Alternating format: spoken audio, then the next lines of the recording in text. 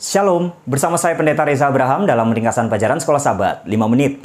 Di pelajaran yang pertama di triwulan ini kita belajar tentang permulaan Injil.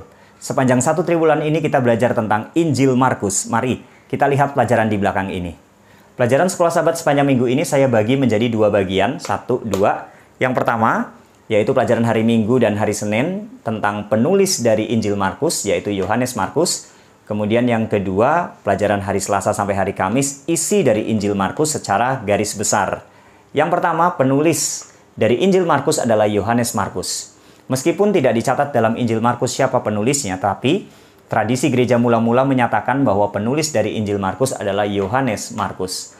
Nama Yohanes Markus muncul pertama kali dalam Kisah Para Rasul 12 ayat 12, ketika Petrus keluar dari penjara dan dia pergi ke rumah seorang yang bernama Maria. Pada waktu itu banyak orang-orang percaya berkumpul di sana, dan Maria ini adalah ibu dari Yohanes Markus. Maria adalah orang kaya, jadi Yohanes Markus ini adalah anak orang kaya. Sebatas itu di Kisah pasal 12. Kemudian Kolose 4 ayat 10 mencatat bahwa Yohanes Markus adalah kemenakan atau keponakan dari Barnabas. Nah, kemudian di Kisah 13 ayat 1-5 dan ayat 13. Yohanes Markus ikut pelayanan dari Rasul Paulus dan juga Barnabas ketika mereka pergi ke Siprus. Nah, tetapi di ayat 13 mencatat ketika mereka ke Antioquia, secara khusus di Pamfilia, Yohanes Markus mengundurkan diri dan kembali pulang ke Yerusalem. Tidak dicatat apa alasannya, tetapi tulisan dalam Alfa Omega jilid 7, buku Kisah Para Rasul, halaman 143 mencatat bahwa Yohanes Markus takut, dia merasa kecewa, merasa putus asa dalam pelayanan Injil. Artinya karena tantangan, dia tidak berani, dia takut, dia mengundurkan diri, dia pulang ke Yerusalem. Nah, ini terjadi tahun 45 sampai dengan tahun 46 Masehi, sekitar tahun ini. Nah, kemudian di Kisah 15 ayat 36 sampai 39, ada perselisihan yang tajam antara Paulus dan Barnabas. Kenapa mereka berselisih? Ketika Paulus dan Barnabas hendak kembali ke tempat-tempat yang mereka sudah kunjungi untuk menguatkan jemaat, maka Barnabas meminta supaya mengajak Yohanes Markus. Tapi Paulus bilang tidak boleh, tidak layak mengajak orang yang sudah menolak pelayanan Injil. Sehingga mereka berselisih tajam dan Paulus dan Barnabas ini akhirnya berpisah. Barnabas tetap melayani tapi mengajak Markus pergi ke Siprus. Paulus juga melayani dan mengajak Silas pergi ke Syria dan Kilikia. Nah, kemudian 15 tahun setelah peristiwa ini, tahun 45 sampai 46, itu sekitar tahun 60-an Masehi, ada sesuatu yang berbeda. Dalam 2 Timotius 4 ayat 11, Rasul Paulus meminta supaya Timotius mengajak Markus, ini Yohanes Markus, sebagai pelayan yang penting.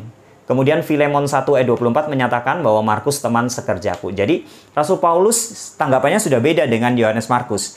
Yohanes Markus dianggap sebagai orang penting dalam pelayanan, dan Markus adalah teman sepelayanan dari Rasul Paulus. Petrus juga mengatakan hal yang sama dalam 1 Petrus 5 ayat 13. Markus adalah anakku. Jadi baik Paulus maupun Petrus mengakui bahwa Yohanes Markus sudah berubah. Dia sudah berkomitmen dalam pelayanan. Inilah penulis dari Injil Markus. Dan kita nikmati isinya. Ini bagian kedua. Isinya adalah Markus 1 ayat 1-3. Yohanes Markus mencatat tentang nama pertama kali yang disebut adalah cerita tentang Yesus, di mana ada seorang Yohanes Pembaptis yang membuka jalan bagi Yesus. Sehingga ada jalan bagi Yesus. Untuk apa? Mengadakan perjalanan menuju ke salib.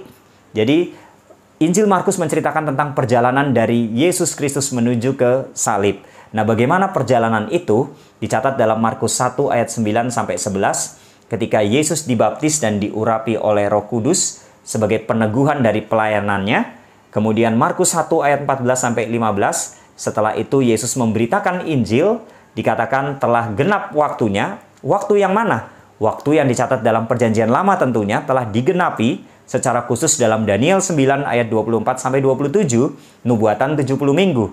Yang kegenapan dari nubuatan itu adalah yang pertama, di tahun 27 Masehi, seorang yang diurapi yaitu Yesus dibaptis, ini digenapi tahun 27. Kemudian tahun 31 Yesus mati di kayu salib, ini tahun 31. Kemudian tahun 34 dalam sejarah digenapi, Injil disebarluaskan ke seluruh bangsa ketika Stefanus dilempari batu. Jadi inilah isi dari Injil Markus secara garis besar. Itulah sebabnya Yesus menyatakan bertobatlah sebab kerajaan sorga sudah dekat. Jadi Injil Markus menceritakan tentang perjalanan Yesus untuk membawa keselamatan bagi seluruh bangsa, termasuk kita. Oleh sebab itu, kita sebagai pengikutnya harus bertobat di dalam pengalaman kehidupan ini. Inilah ringkasan pelajaran Sekolah Sahabat sepanjang minggu ini. Tuhan memberkati.